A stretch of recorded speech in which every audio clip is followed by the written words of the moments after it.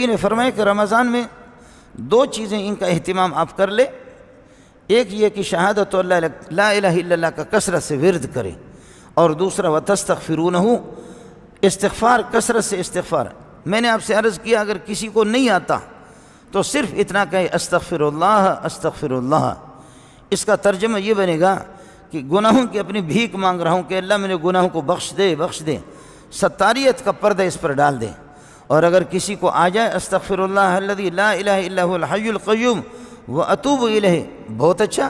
اگر کسی کو یہ بھی آ جائے استغفر اللہ ربی من کل ذنب واتوب الیہ، جس قسم کے بھی گناہ ہیں میں ان سے پناہ مانگتا ہوں، تو تب بھی اچھی بات ہے.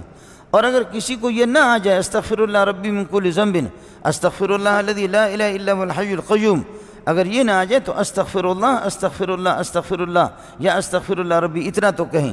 اور اگر یہ بھی یاد نہ ہو جائے، کوئی مسئلہ نہیں ہے. اس نے بلوچ کو بھی پیدا کیا، مہاجر کو بھی اسی نے پیدا کیا، سندھی کو بھی اسی نے پیدا کیا، پٹھان کو بھی اسی نے پیدا کیا. اس کو ان عربی الفاظ کی ضرورت نہیں ہے. ہو تو میرے محمد کی زبان ہے، بڑی اچھی بات ہے. ہو اگر اللہ آپ کو بتا دے، اللہ تعالیٰ آپ کو توفیق دے دے، تو وہ دعائیں عربی والے پڑھ لیں جو محمد کی زبان سے نکل گئی ہے. ان کا ایک اپنا ایک اثر ہوتا ہے، ان کی ایک تاثیر ہوتی ہے. لیکن اگر مجھے وہ عربی نہیں آتی، میں ان پڑھ قسم کا ہوں، میری زندگی انگریز کے جوتے اٹھانے میں گزر گئی. اگر میں اس قسم کا بدبخت ہوں کہ مجھے وہ دعائیں یاد نہیں آتی، کوئی پرواہ نہیں ہے، کوئی مسئلہ نہیں، ہمت ہارنے کی ضرورت نہیں ہے. وہ بیروہی کو بھی سمجھتا ہے، وہ بلوچی کو بھی سمجھتا ہے، وہ پٹھانی کو بھی سمجھتا ہے، وہ زبان نہیں گنگوں کی آواز کو بھی سمجھتا ہے، گنگوں کی چاہت کو اور گنگوں کی جو دل میں ہوتا ہے اس کو بھی وہ جانتا ہے، اور وہ جانوروں کی حاجتوں کو اور مشکلات کو بھی جانتا ہے. مسئلہ صرف یہ ہے اپنی بے کسی اور اس کی قدرتوں کا اعتراف. اس کو قدرت والا سمجھ کر کے، قادر مطلق سمجھ کر کے، اپنے آپ کو بے کس سمجھ کر کے، چاہے بیروہی میں یا بلوچی میں یا مہاجر اردو میں یا یہ ہے کہ سندھی میں، کسی بھی زبان میں، بشرطے کہ آپ دل کی گہرائی سے مانگے، بشرطے کہ دل کی گہرائی سے. مصیبت پڑی ہے ہمارے مولویوں کو، ہم لوگ بھی ایسے بدبخت ہیں، لوگ بھی ہیں. اے اللہ ہمیں معاف فرما، آمین. اے اللہ ہماری گناہوں کو معاف فرما، آمین. مولوی صاحب نے خود مستقل رٹا لگایا ہے. میری ضرورتیں الگ ہے، آپ کی ضرورتیں الگ ہے، میری مشکلات الگ ہے، آپ کی مشکلات الگ ہے، میرے مسائل الگ ہے، آپ کے مسائل الگ ہے، میری حاجتیں الگ ہے، آپ کی حاجتیں الگ ہے، میری سیاکاریاں الگ ہے، آپ کے گناہ الگ ہے. میں آپ سے زیادہ سیاکار ہوں. میں نے کہاں کہاں اللہ کے حکم کو توڑا ہے. میں اپنی زبان میں، وہ مولوی کرے اپنا کرے نا. ٹھیک ہے کہ اجتماعی دعا اچھی بات ہے، اس اجتماعی دعا میں، لیکن بشرطے کہ مولوی صاحب کا، مولوی جب محراب میں ہوگا اور اس کا دل آپ کی جیب میں ہوگا، اس کی دعا کیا قبول ہوگی؟ جب مولوی صاحب، خطیب صاحب محراب میں ہوگا اور اس کا دل جو ہے نا مریدوں کی جیب میں ہوگا کہ مرید کتنا نکالیں گے، کیا دیں گے. ہے میرے بھائی، دعا اس مولوی صاحب کے رٹے ہوئے الفاظ کا نام بھی نہیں ہے. دعا ان عربی رٹے ہوئے الفاظ کا بھی نام نہیں ہے. اپنی بے کسی کا اظہار دل کی گہرائی سے کر لے، میرا رب اس کو قبول کر لے گا. اس لیے میرے نبی نے فرمایا کہ اللہ تعالیٰ اس دعا کو قبول نہیں فرماتے، کبھی بھی قبول نہیں کرتا. من قلب لاہن غافل اور فضول قسم کا دل، بالکل رٹا لگایا وہ ظالم کا بچہ. اس کو اب مانگ رہا ہے تب بھی اس کا استحضار اس کو نہیں ہے، مانگ رہا ہے تب بھی خیال اس کا جگہ پہ نہیں ہے، توجہ اس کی جگہ پر نہیں ہے، دل اس کا جگہ پہ نہیں ہے. یہ دعا کیا قبول ہوگی؟ خصلتان ترضون بہما ربکم، 2 خصلتیں جن سے اللہ راضی ہوگا. لا الہ الا کا کثرت سے ورد کر لے، کثرت سے لا الہ کا ورد کر لیں. اور دوسرا فرمائے وتستغفرون، استغفار کریں. اور فرماتے کہ وخصلتان اخریان، اور 2 اور خصلتیں ہیں. فرمایا کہ لا غنا بکم عنہما، تم ان سے بے نیاز نہیں ہو سکتے. فتسألون اللہ الجنت، فتسألون اللہ الجنت وتعوذون به من النار، وتعوذون به من النار.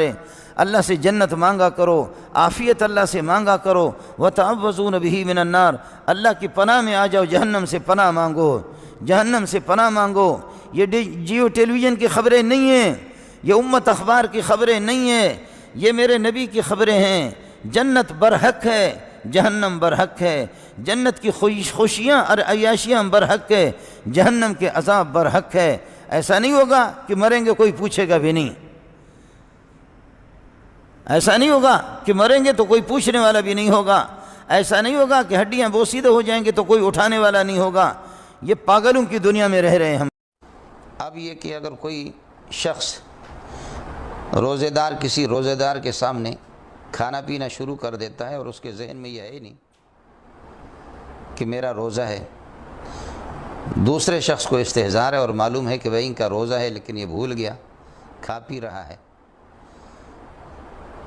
تو اس میں بہتر یہ ہے کہ اگر وہ شخص کمزور ہے بالکل اور دیکھنے والا دیکھ رہا کہ یہ روزہ رکھ کر کے نڈھال ہو جائے گا اور نہایت دبلا پتلا آدمی ہے، کمزور ہے، تو پھر یہ ہے کہ اس کو نہ بتائے اور جانے دے اس کو کہ وہ کھا لے، روزہ اس کا فاسد نہیں ہوگا۔ اور اگر وہ طاقتور آدمی ہے کھانے والا، بھول کر کے کھا رہا ہے، دوسرا شخص اس کو دیکھ رہا ہے، پھر اس کو ٹوکنا چاہیے۔ لیکن دونوں حالتوں میں اگر کوئی ٹوکتا نہیں ہے اور وہ دونوں طاقتور اور کمزور، ان کے ذہن میں نہیں ہے، وہ کھا پی لیتے ہیں، روزہ ان کا فاسد نہیں ہوگا۔ لیکن یاد رہے کہ ایک نسیان کی حالت ہے اور ایک خطا کی صورت ہے۔ نسیان میں تو بالکل بھول گیا اور ذہن میں نہیں ہے کہ میرا روزہ ہے، کھانا شروع کر دیتا ہے، پینا شروع کر دیتا ہے، اس میں تو روزہ فاسد نہیں ہوگا، جیسے صورتیں اور تفصیل آپ کے سامنے عرض کی گئی۔ لیکن ایک خطا کی صورت ہے کہ ایک آدمی کے ذہن میں ہے کہ میرا روزہ ہے اور وہ کلی کر رہا تھا یا ناک میں پانی ڈال رہا تھا، کلی میں اس نے مبالغہ سے کام لیا اور ناک میں پانی چڑھانے میں مبالغہ سے کام لیا، اب ناک کے ذریعے سے پانی جا کر کے حلق پہ اتر گیا، یا کلی کر رہا تھا اور اس سے پانی اس کے حلق سے اتر گیا، ان دونوں صورتوں میں روزہ اس کا فاسد ہو جائے گا۔ یہ خطا کی صورت ہے، اللہ کے ہاں اس کی گرفت نہیں ہوگی چونکہ دانستہ طور پر اس نے کیا نہیں ہے، لیکن اس روزے کی ہے کہ قضا اس کے ذمہ پر لازم ہے۔ خطا میں اور نسیان میں دونوں میں یہی فرق ہے۔ خوشبو کسی قسم کا بھی ہو استعمال کرنے سے، ناک پہ لگا دے، کپڑوں پہ لگا دے، اس سے روزہ مکروہ بھی نہیں ہوگا اور روزہ فاسد بھی نہیں ہوگا۔ باقی سگریٹ کا دھواں ہے، اگر بتی کوئی جلا رہا ہے، چلتے ہوئے اگر دھواں وہ ناک پہ آ گیا اور یہ ہے کہ حلق سے اتر گیا، یا اگربتی کا دھواں وہ بھی سامنے آ گیا اور اس دھواں لے لیا اس نے اور غیر اختیاری طور پر حلق سے یہ دھواں چلا گیا، تو اس سے روزہ فاسد نہیں ہوگا۔ لیکن اختیاری طور پر قصداً و بالارادہ جان بوجھ کر کے سگریٹ والے کے سامنے آ جاتا ہے، کوئی سگریٹ پی رہا ہے اور اس کا دھواں وہ لے لیتا ہے اپنے اختیار سے، یا اگربتی جل رہی ہے اور اس کے سامنے آ کر کے دھواں لے رہا ہے، تو ایسی صورت میں روزہ فاسد ہوگا۔ مسواک کسی قسم کا بھی ہو، چاہے صبح سویرے مسواک کرے، دوپہر کو کرے، سپہر کو کرے، شام کے ٹائم پہ، روزے کی حالت میں، لیکن بعض ذائقہ دار قسم کے مسواک ہوتے ہیں تو اس میں خیال رہے کہ اس کا ذائقہ کڑوا مسواک ہے، نیم کا ہے اور پیلو کی درخت کا ہے، تو اس کا ذائقہ منہ میں آ جاتا ہے، اس کو تھوکنا چاہیے، حلق سے اس کے نیچے نہ اتارے۔ مسواک میں کسی قسم کی کراہیت بھی نہیں ہے۔ یہ جو حدیث میں آتا ہے لخلوف فم الصائم اطیب عند اللہ من ریح المسک، روزے دار کی منہ کی بو اللہ تعالیٰ کو مشک سے بھی زیادہ محبوب ہے، تو اس بو سے یہ نہیں ہے کہ اپنے منہ کو گندہ چھوڑ دے اور اس طریقے پر ذکر و اذکار بھی کر رہا ہے، تلاوت بھی کر رہا ہے، نمازیں پڑھ رہا ہے گندے منہ کے ساتھ، دانت بھی اس کے پیلے پڑ گئے، زرد پڑ گئے، مسواک ہی نہیں کر رہا، اور چونکہ روزے کے دوران سمجھ رہا ہے کہ ممنوع ہے، تو ایسی کوئی بات نہیں ہے۔ اللہ پاک کو اور اللہ کے ہاں جو روزے دار کے منہ سے جو بو آ جاتی ہے اور وہ اللہ کو جو محبوب ہے وہ معدے کی بو ہے، کہ معدہ خالی ہو، اور آدمی ظاہر ہے کہ جب سانس لیتا ہے تو معدہ جب خالی ہے تو اس قسم کی بو اس کے معدے سے جو نکل جاتی ہے، یہ اللہ کے ہاں قیمتی ہے۔ بنیادی چیز یہ ہے کہ یہ چونکہ اس کے خالی پیٹ ہونے کو بتا رہی ہے باقی مسئلہ رہ گیا کہ منہ کو بالکل گندا چھوڑ دیتا ہے، دانتوں کو گندا چھوڑ دیتا ہے، یہ شرعاً پسندیدہ نہیں ہے۔ کسی ٹائم پہ بھی مسواک کرے، مسواک مسنون اور سنت ہے، منہ کی بدبو کو ظاہر کر دے۔ سرما زیبائش کے لیے استعمال تو نہ کرے، باقی ویسے سرما لگایا اور منہ میں اس کا ذائقہ بھی آ گیا۔ بسا اوقات آدمی تھوکتا ہے، تھوک میں وہ سرمے کے کچھ اجزاء بھی دکھائی دیتے ہیں، رنگت بھی اس میں آ جاتی ہے۔ جیسے بھی ہو، سرمے سے روزہ فاسد نہیں ہوگا۔ اسی طرح آنکھ دکھ رہی ہے اور آنکھوں کے اندر دوائی ڈال دی، اس سے بھی روزہ فاسد نہیں ہوگا۔ فقہاء اور مجتہدین کی پرانی تحقیق یہی ہے، موجودہ ڈاکٹر حضرات اور موجودہ سائنس والے وہ یہ کہہ رہے ہیں کہ کان کے مقابلے میں آنکھ سے زیادہ دوائی فوراً حلق پہ اتر جاتی ہے، اس لیے اب ہندوستان اور یہاں کے کچھ علماء اس بات کے قائل ہو گئے کہ روزہ اس سے فاسد ہوگا۔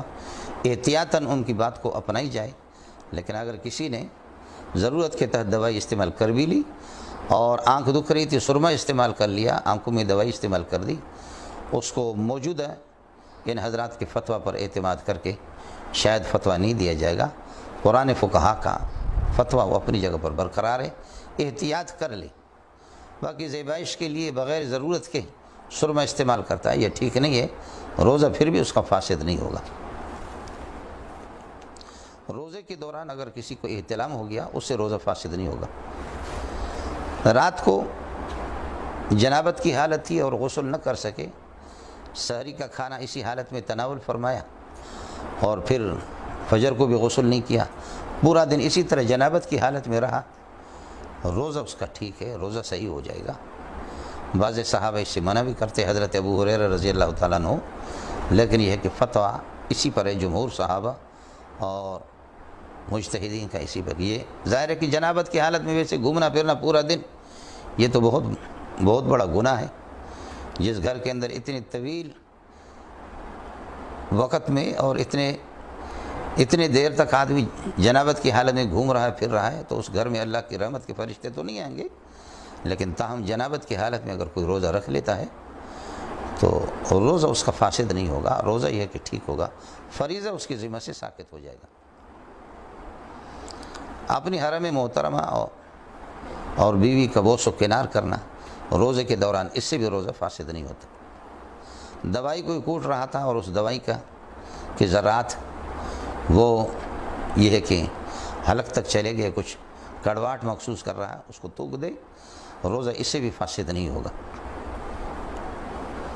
انجیکشن خواہ کسی قسم کے بھی ہو، آدمی بیمار ہے اور دفع مرض کے لیے انجیکشن لگوا رہا ہے، تب بھی اجازت ہے، روزہ اس سے فاسد نہیں ہوگا۔ اور اگر یہ ہے کہ کمزور ہو گیا ہے اور اس کے لیے گلوکوز یا یہ ہے کہ طاقت کی کوئی انجیکشن لگوا رہا ہے، تب بھی روزہ فاسد نہیں ہوگا، لیکن اس سے اجتناب کرے کہ عام طاقت کے لیے اور فرحت اور قوت حاصل کرنے کے لیے اس طرح انجیکشن لگوانا، کراہیت تو آئے گی معمولی سی، لیکن روزہ فاسد نہیں ہوگا۔ اللہ تعالی ہمیں شریعت اور احکام شرعیہ، مسائل شرعیہ کی معرفت